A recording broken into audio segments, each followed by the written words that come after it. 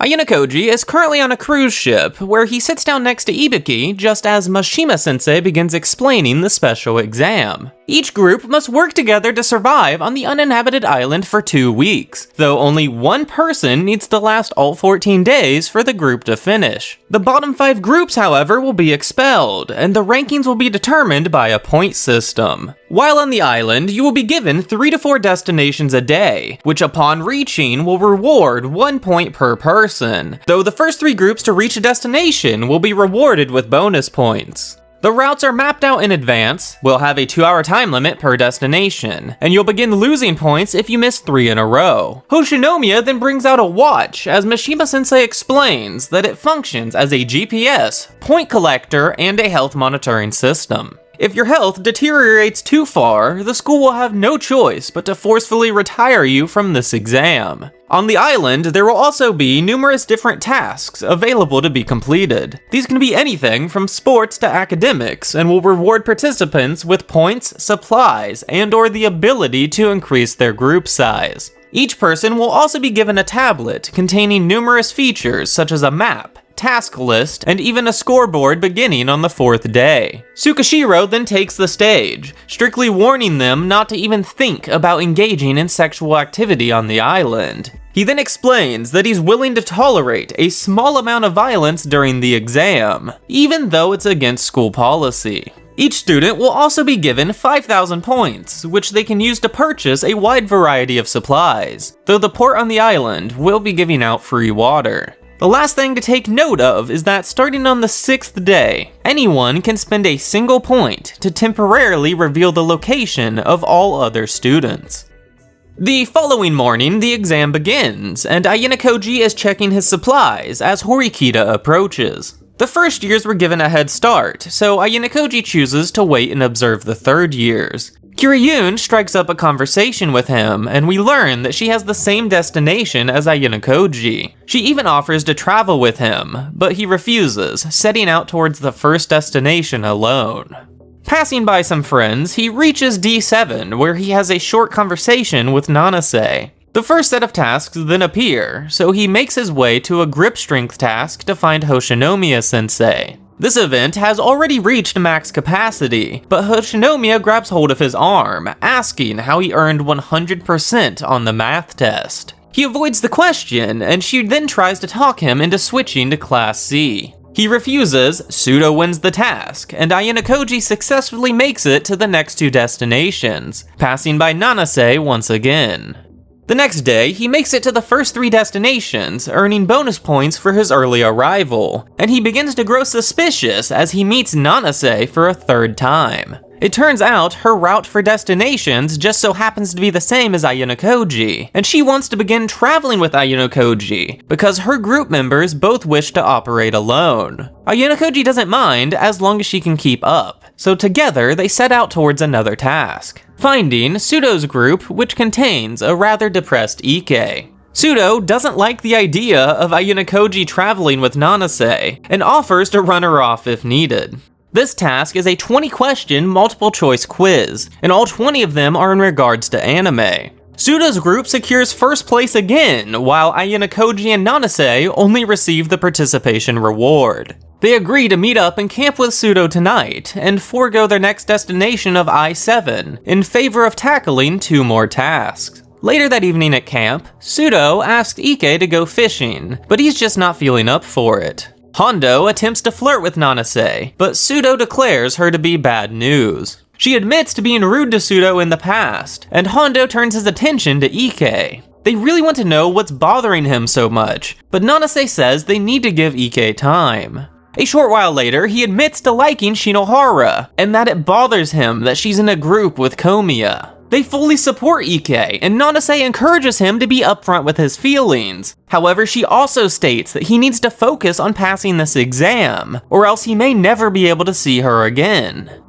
The next morning, Ayanokoji actually misses the first destination, but makes up for it by being the first to arrive to the second. He and Nanase then backtrack a bit in order to participate in a nearby beach flag task. Ayanokoji watches as Kiriyama takes the final boy's slot, but luckily Nanase gets in as the final girl. Ayanokoji finds it interesting that everyone here, besides himself and Nanase, is actually a third-year student.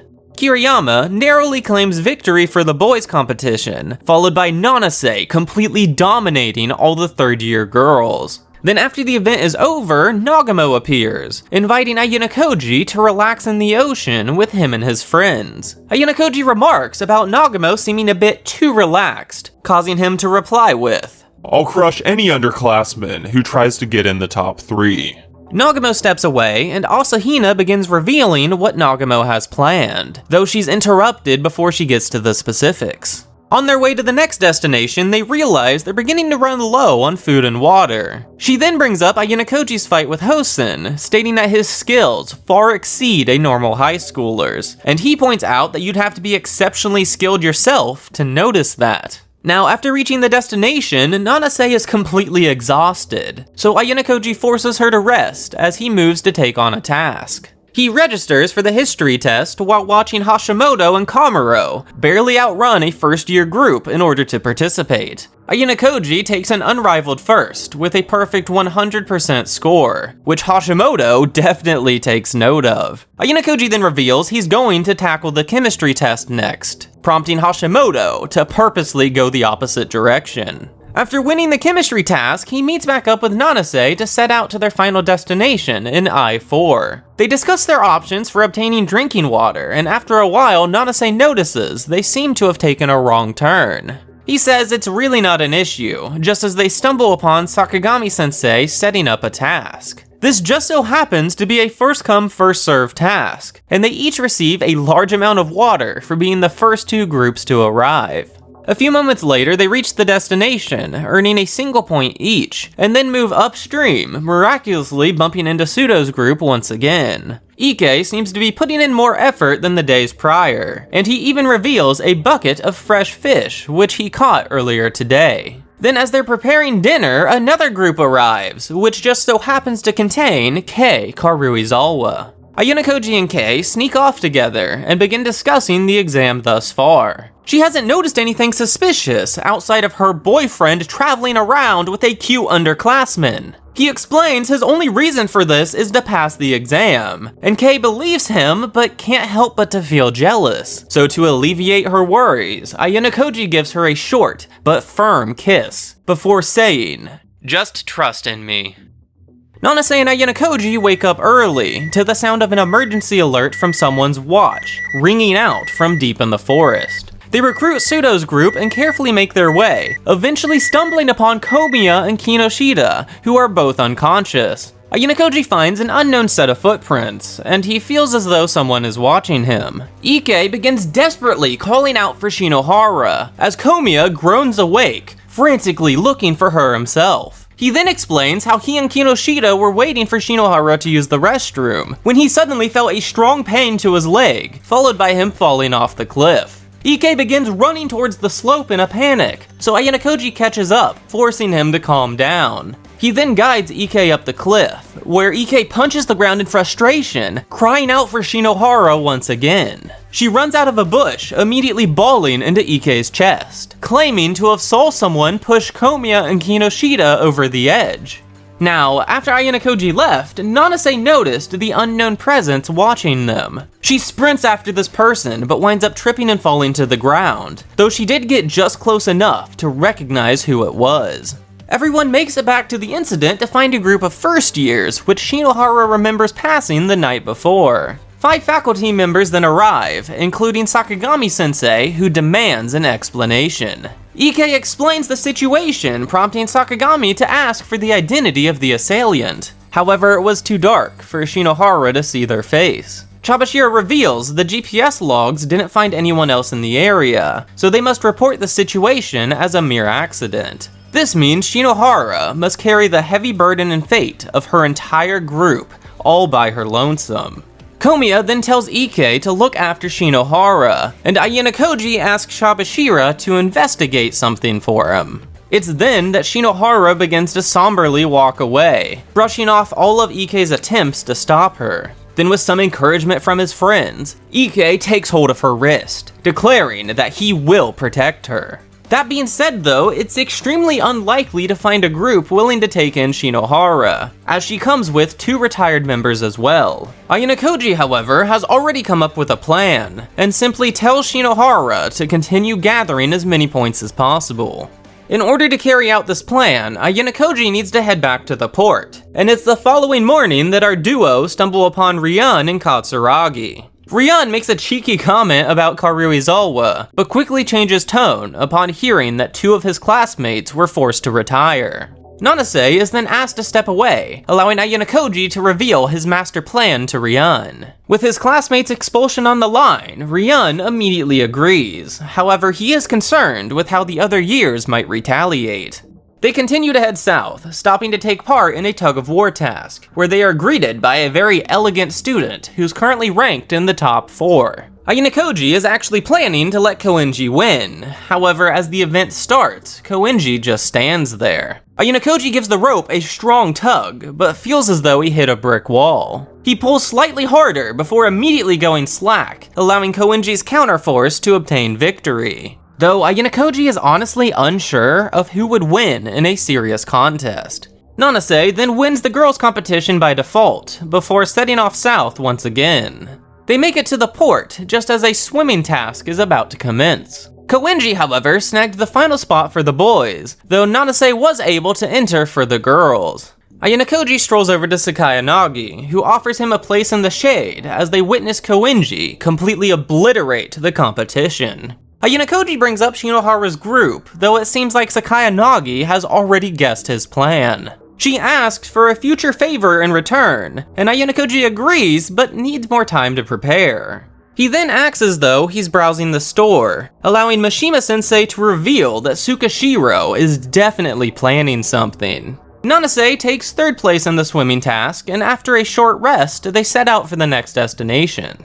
Now, Ayanokoji has begun to notice Nanase's ever-growing fatigue, and she's well aware that he's barely even trying. They finish the rest of their destinations just as Nanase collapses to the ground from pure exhaustion. Then while looking for a place to sleep, they stumble upon a Class 2C group, who happily invites them to join their camp. It's while chatting around this campfire that Ayanokoji finds out that Ichinose talks about him rather often, and that Class 2C even believes they're going to begin dating. The next day, they make it to the first 2 destinations, scoring a first arrival bonus along the way. Following this, they are assigned Destination C3, which lays on the other side of a mountain. Nanase wants to take the most direct route, which leads them straight into a rock wall. She tries to climb, but doesn't make it very far before falling back down. Ayanokoji tells her to find another way, but she doesn't listen and clings to the wall once again. He doesn't particularly want to watch her get injured, so he lends her a hand, helping her up the cliff. This turned out to be all worth their effort, as Ayanokoji secures the 1st place arrival bonus once again. That same evening elsewhere, Yagami accuses Tsubaki of controlling Class 1C from the shadows, and for planning to get Ayanokoji expelled. She admits to wanting the 20 million point bounty, which Yagami claims to care nothing about. Tsubaki calls bullshit, revealing his plan to befriend then stab Ayanokoji in the back, and Tsubaki demands to know what makes Kushida so special. He refuses to talk. Utomiya begins choking him, forcing Yagami to reveal Kushida's past and her relationship to Ayanokoji. They are then joined by Takahashi, as the group waits for Hosen to arrive. It's now the 7th day, and Ayanokoji is currently ranked 51, with a total of 67 points. Nanase was late waking up this morning, but they're currently getting ready to leave, when they suddenly receive a message from the school warning them of an upcoming storm. At the first destination, Ayanokoji receives bonus points for his early arrival, and they choose to relax while waiting for their next destination. It turns out to be E2, which puts a mountain directly in their path, but due to the incoming rain, Ayanokoji thinks it's best if they take a detour. Nanase, however, is being uncharacteristically stubborn, as she plans to go over the mountain, even if she has to do it alone. This unusual behavior piques Ayanokoji's curiosity, so he agrees to go with her. Okay, before we go any further, you need to review this clip from Volume 7. Dad states that he owns Ayanokoji, and explains that the caretaker responsible for telling him about this school recently committed self-immolation due to Dad ruining his son's career. because you need to know that this man's son was named Matsuo Ichiro. As they reach the top, the sky grows ever darker, and Nanase states, "You won't be making this destination." He thinks that's an odd thing to say, and she declares that he doesn't belong at this school, and that she knows he's from the White Room.